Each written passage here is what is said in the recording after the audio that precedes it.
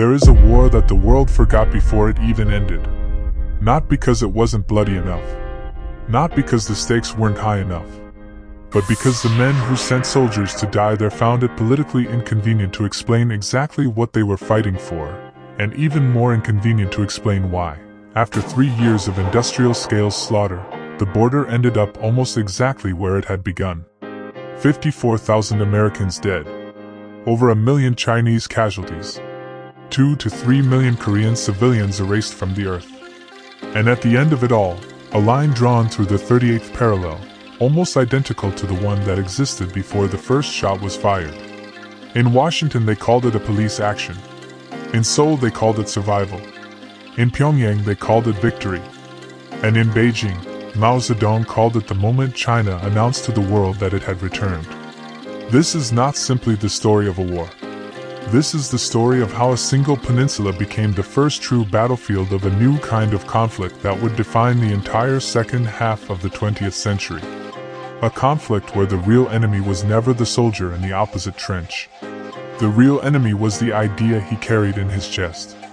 To understand why Korea exploded in the summer of 1950, you have to go back much further than most history books are willing to go. For centuries, Korea existed as a unified kingdom, the Joseon dynasty, a civilization with its own language, its own Confucian philosophical tradition, its own extraordinary alphabet, Hangul, invented by royal decree in the 15th century and considered one of the most scientifically designed writing systems in human history. The Koreans called their land the Hermit Kingdom deliberately. They had watched what happened to their neighbors. China swallowed everything it touched.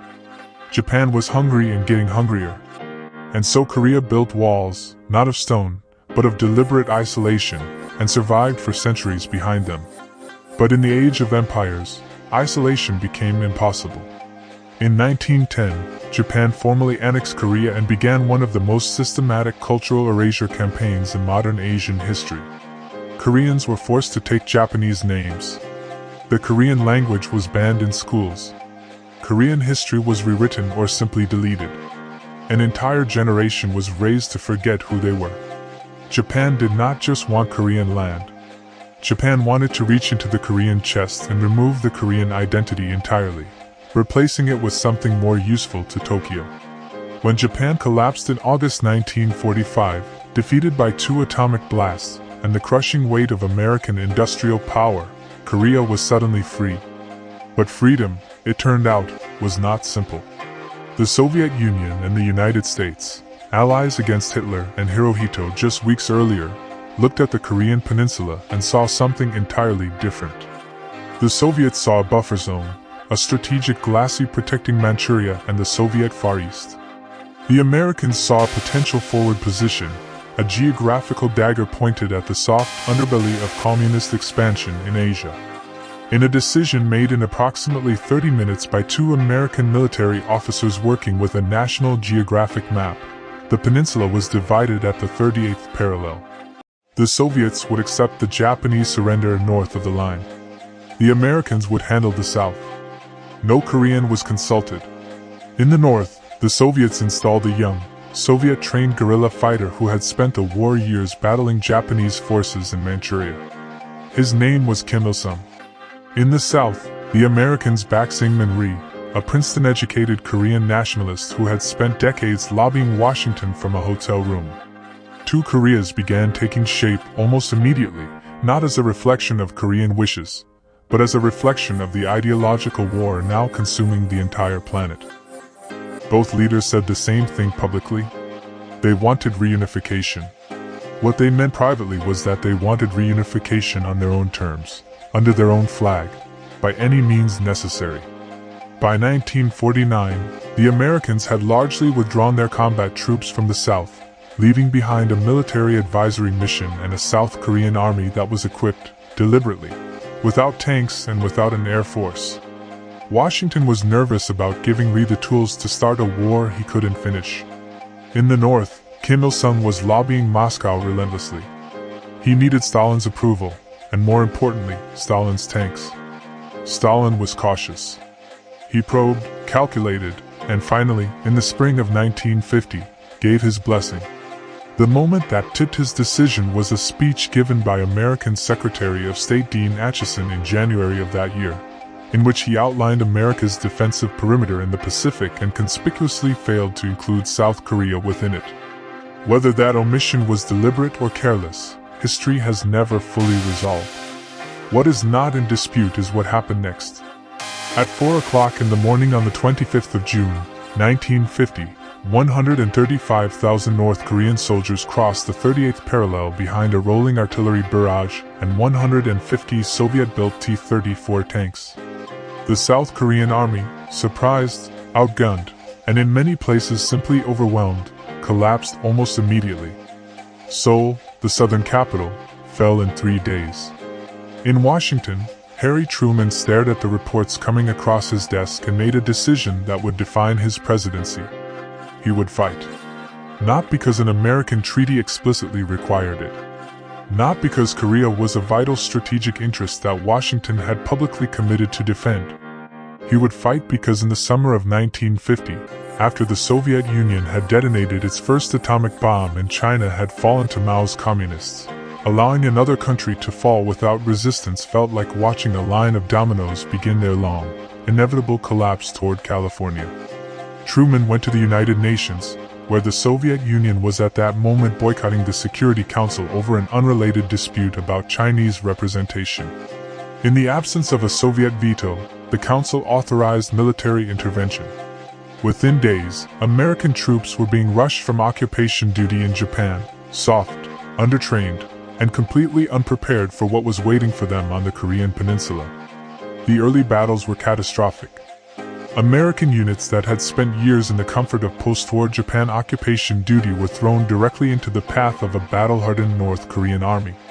At the Battle of Osan, Task Force Smith, the first American unit committed to combat, was overrun in hours. The T-34 tanks rolled straight through American positions because American soldiers had been sent without weapons capable of stopping them. The entire first month of the war was a fighting retreat, a desperate scramble southward as the North Korean army pushed the combined American and South Korean forces into an ever-shrinking perimeter around the southern port city of Pusan. For 6 weeks, the Pusan perimeter held. Barely. Reinforcements poured in from Japan, from the continental United States, from a coalition of 16 nations fighting under the United Nations flag. British troops. Turkish brigades. Australian battalions. The perimeter bent repeatedly but did not break. And in that holding action, exhausted men buying time with their lives, the war was quietly being turned around. Because Douglas MacArthur had a plan. MacArthur was 70 years old, vain, theatrical, and militarily brilliant in the way that only men who have spent their entire lives at war can be. He looked at the map of Korea and saw what everyone else had missed. The North Koreans had driven so far south, so fast, that their supply lines were stretched to the point of snapping. One decisive blow at the right place could cut the entire army off from its base. He proposed an amphibious landing at Incheon, a port city on the western coast of Korea, just 25 miles from Seoul. The Joint Chiefs of Staff thought he was insane. Incheon had some of the most extreme tidal variations in the world, with tides swinging over 30 feet. There were seawalls that had to be scaled under fire. There was only one narrow channel into the harbor, easily mined, easily covered by shore batteries. The window for landing was measured in hours, not days. Every military planner who examined it called it nearly impossible. MacArthur called it perfect. Because the North Koreans would think exactly the same thing. On the 15th of September, 1950, 75,000 American and Allied troops stormed ashore at Incheon. The landing was a masterpiece. Within 2 weeks, Seoul was liberated. The North Korean army, cut off from its supplies, its retreat blocked, collapsed almost overnight. Entire divisions surrendered or simply disintegrated into the mountains. In 1 month, the strategic situation had reversed completely. And here is where the war should have ended. The 38th parallel was restored. The original objective, restoring South Korean sovereignty, had been achieved. Harry Truman had his victory. The United Nations resolution had been fulfilled. But success is a dangerous drug, and in the autumn of 1950, Washington swallowed it whole. The decision was made to cross the 38th parallel and pursue the broken North Korean army northward. The objective was no longer containment. The objective was rollback, the complete destruction of Kim Il-sung's state, and the reunification of Korea under Syngman Rhee. MacArthur assured Washington that China would not intervene. He was, he said, absolutely certain. If you are enjoying this story and want more deep dives into the wars, revolutions, and forgotten turning points that shape the modern world, subscribe now and hit the bell so you never miss what comes next. Chinese Premier Zhou Enlai had already warned through back channels that China would not tolerate American forces approaching the Yalu River, the border between North Korea and Manchuria. The warnings were dismissed. MacArthur publicly announced that the war would be over by Christmas. In late October, American and South Korean units pushing north began encountering something strange. Brief, violent firefights, then nothing. Prisoners were taken. They were Chinese. When intelligence officers reported this upward through the chain of command, the reports were minimized, reinterpreted, explained away. What no one in Washington or Tokyo was willing to accept was the scale of what was actually happening on the other side of the Yalu River. Mao Zedong had made his decision weeks earlier. He had sent an army across the river. Not a division. Not a corps. An army of 300,000 men, moving at night, resting in forests during daylight hours, observed by almost no one, crossing into North Korea in complete operational silence. They called it the Chinese People's Volunteer Army, a careful legal fiction designed to give the Soviet Union plausible deniability and avoid triggering a formal declaration of war with the United States. On the night of the 25th of November, 1950, that army fell on the unsuspecting American and Allied forces like an avalanche. In the mountains of North Korea, in temperatures that dropped to 30 below zero, hundreds of thousands of Chinese soldiers materialized out of the darkness, blowing bugles, clashing cymbals, firing flares, launching human wave assaults that hit simultaneously from multiple directions. The psychological effect was as devastating as the physical one. Units that had been confidently driving toward the Chinese border suddenly found themselves surrounded, cut off, fighting for their lives in conditions of almost unimaginable cold and chaos.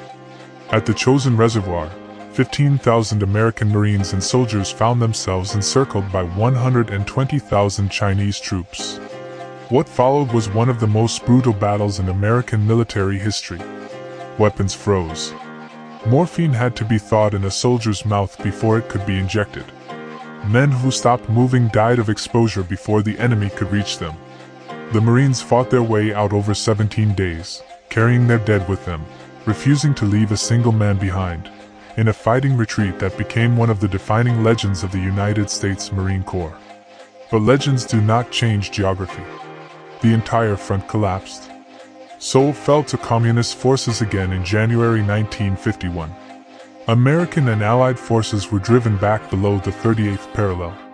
MacArthur's Christmas offensive had turned into the largest defeat of American arms since the Second World War began. MacArthur's response to catastrophe was to demand escalation. He wanted to bomb Chinese bases in Manchuria. He wanted to use nationalist Chinese forces from Taiwan. He wanted, some of his subordinates believed, to use nuclear weapons. Harry Truman said no to all of it. The war had to remain limited. Expanding it risked a direct confrontation with the Soviet Union and a Third World War fought, this time, with atomic bombs on both sides. MacArthur publicly disagreed with his commander-in-chief. He wrote letters to congressional leaders. He issued public statements contradicting White House policy. In April 1951, Truman fired him. The most famous general in America, the hero of the Pacific War, was relieved of command for insubordination. America went into shock. MacArthur returned home to a ticker-tape parade in New York that drew millions. He addressed a joint session of Congress. Polls showed that the majority of Americans sided with MacArthur over Truman. But Truman, for all his political toxicity in that moment, was right. The alternative was not victory. The alternative was apocalypse. Command passed to General Matthew Ridgway, a quieter man, A steadier man, a general who understood that this war would not be won by dramatic gestures or sweeping advances. It would be won, or at least not lost, by grinding attrition. Ridgway stabilized the front. Counterattacks pushed the Chinese and North Koreans back to roughly the 38th parallel by the spring of 1951. And there the line more or less stayed, for 2 more years.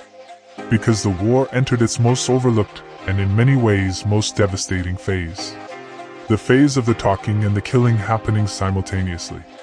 Armistice negotiations began at Kaesong in July 1951 and almost immediately stalled over a question that sounds almost absurdly simple compared to the geopolitical stakes involved.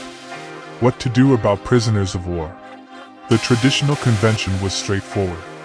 When the war ends, you exchange all prisoners. But a significant number of Chinese and North Korean prisoners in United Nations camps said they did not want to go home.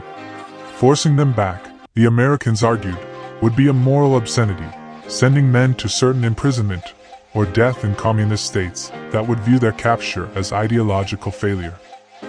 The communists insisted on total repatriation. They could not afford the propaganda catastrophe of tens of thousands of their soldiers publicly choosing the capitalist world over the communist one. And so men negotiated at a table in a tent while other men died in the hills around them, and the talks dragged on for month after grinding month. The front became a network of trenches, bunkers, and fortified hilltops that looked, to anyone who had studied the previous World War, disturbingly familiar. Hills were fought over with names like Pork Chop Hill, Heartbreak Ridge, and the Punch Bowl. A hill would be taken at enormous cost, then abandoned as strategically irrelevant, then fought over again when commanders needed to demonstrate activity or improve their negotiating position. Men died for terrain that meant nothing except to the families who received the telegrams. By 1952, the war had become deeply unpopular in the United States. Dwight Eisenhower ran for president on a single devastating sentence. He said, "I will go to Korea." He won in a landslide. He went to Korea, saw what was happening, and came home convinced that the only path forward was an armistice. To accelerate that conclusion, his administration made clear through diplomatic back channels that the United States was considering expanding the war, including the possible use of nuclear weapons. Whether this threat was sincere or a calculated bluff remains a matter of historical debate. What is not debated is the effect it had. Stalin died in March 1953. His successors in Moscow had no appetite for a confrontation with an America now openly discussing atomic escalation. Soviet pressure on Beijing and Pyongyang shifted. The prisoner of war issue was resolved through a compromise that allowed individual prisoners to choose their fate before neutral observers. 22,000 Chinese and North Korean prisoners chose not to go home. The propaganda victory for the United States was exactly as devastating to communist prestige as Beijing and Pyongyang had feared. On the 27th of July, 1953, at 10 o'clock in the morning, the armistice was signed at Panmunjom. The guns fell silent. After 3 years, 1 month, and 2 days of fighting, the border between North and South Korea was established at almost exactly the 38th parallel, with minor adjustments based on where the front lines happened to be at the moment the shooting stopped. No peace treaty was ever signed. Technically, the Korean War has never ended. The two Koreas remain divided today by the most heavily militarized border on Earth, a 4-kilometer-wide demilitarized zone patrolled by soldiers on both sides, watched by satellites, wired with sensors, lined with landmines. Families separated in 1950 died on opposite sides of that line without ever seeing each other again. Some of their grandchildren are still waiting for reunions that may never come. And this is the full, devastating weight of what that forgotten war produced. It produced two nations that began from the same language, the same history, the same Confucian traditions, the same blood, and diverged so completely over 70 years that today they are almost incomprehensible to each other. South Korea became one of the great economic miracles of the 20th century, a democratic industrial powerhouse whose culture, technology, and soft power now reach every corner of the globe. North Korea became something history has almost no parallel for, a dynastic totalitarian state sealed so completely from the outside world that its people have been kept in a condition of manufactured ignorance for 3 generations, worshipping a family of men presented to them as gods. The Korean War made both of those outcomes possible. The line drawn in 1953 froze history on the peninsula and let 2 completely different experiments run in parallel, separated by barbed wire and landmines, within sight of each other. For the United States, the war left a complicated legacy. It established the doctrine of limited war, the idea that a nuclear-armed superpower could fight without using its most powerful weapons, accepting stalemate rather than risking annihilation. That doctrine would be tested again, with far less restraint and far more public anguish, in Vietnam 15 years later. For China, the war was a declaration. A nation that had been humiliated, colonized, and carved apart for a century had stood against the most powerful military force on earth and fought it to a standstill. Mao's prestige at home was cemented. China's position as a major power was no longer arguable. For Korea itself, the war remains an open wound. South Koreans call it the 6-5, after the date it beat.